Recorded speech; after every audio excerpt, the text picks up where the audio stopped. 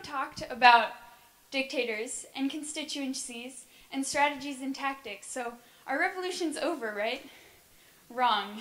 A lot of people think the revolution ends when the dictator is gone, but the most important part comes actually after the dictator falls, and that's rebuilding. So to make sure that the ideals and new laws that the revolutionaries have fought for are actually put into practice, they have to set up some sort of government. My case study is Yemen, so here's a brief history of the region. North and South Yemen unified in 1990 under President Ali Abdullah Saleh, who was previously the president of only North Yemen. The South tried to break away in 1994 due to cultural and power differences, but their revolution failed. Protests have targeted Saleh since he took power, because the country's state has gotten increasingly worse as he's been in power, and he was eventually deposed in 2011. In 2011, unemployment in Yemen was 60%. 45% of the population lived under $2 a day. Most of the kids were malnourished, and over half of Yemeni women were illiterate. The people eventually forced Saleh to resign in 2011 and replaced him with his former vice president, Hadi, who is allegedly a proponent of democracy and of writing a new constitution for the country, but his true character will be seen when he's forced to give up power later this year. Yemen is the perfect place to examine post-revolutionary reform because it's in exactly the right time.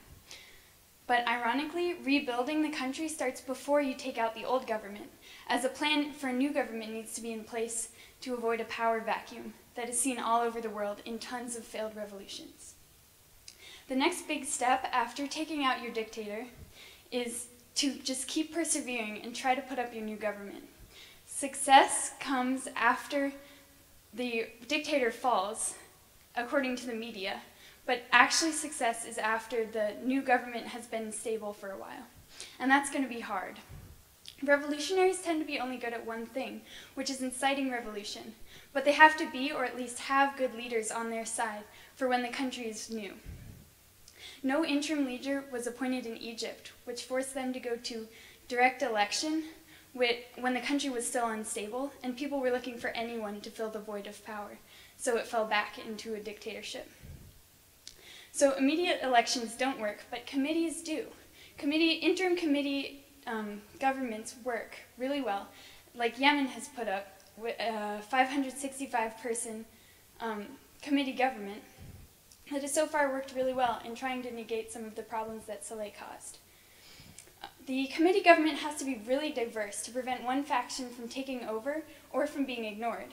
It has to include uneducated farmers, businessmen, men, women, clergymen, atheists, gay people, straight people, and represent every racial and religious minority present in the country to ensure fair treatment for everyone.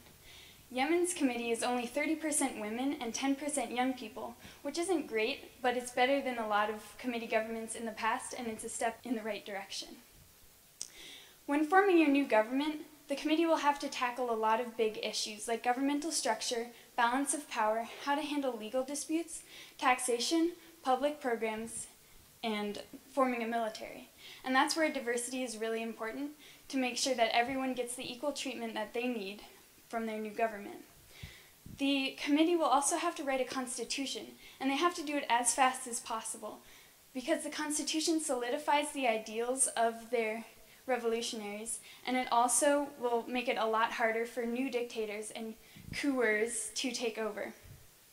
The Constitution has to be in layman's language to prevent a takeover by the educated elite, and everyone has to know it, to prevent a theocratical or oligarchical takeover. It also has to be grounded in the Universal Declaration of Human Rights, to prevent human rights violations by regimes in the future. All of the people in government, and all of the people in the country have to be dedicated to nonviolence.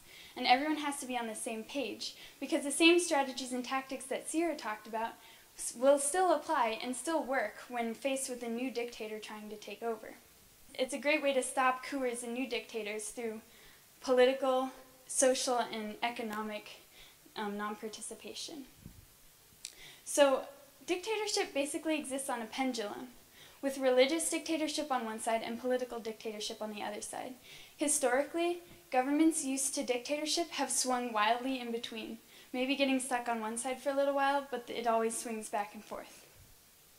Democracy is in the middle of this, and you have to stop the pendulum to have a successful democratic revolution. Using Gene Sharp's methods, the Yemeni Congress may be able to stop the pendulum and create a better place for the people who live there in the future. So Gene Sharp, we've done a lot of work with Gene Sharp, and we've learned a lot about actually what it means to hold a revolution and what it means to change a country, and hopefully his ideas will help change the world like it already has and create a better place for people who live there. Thank you.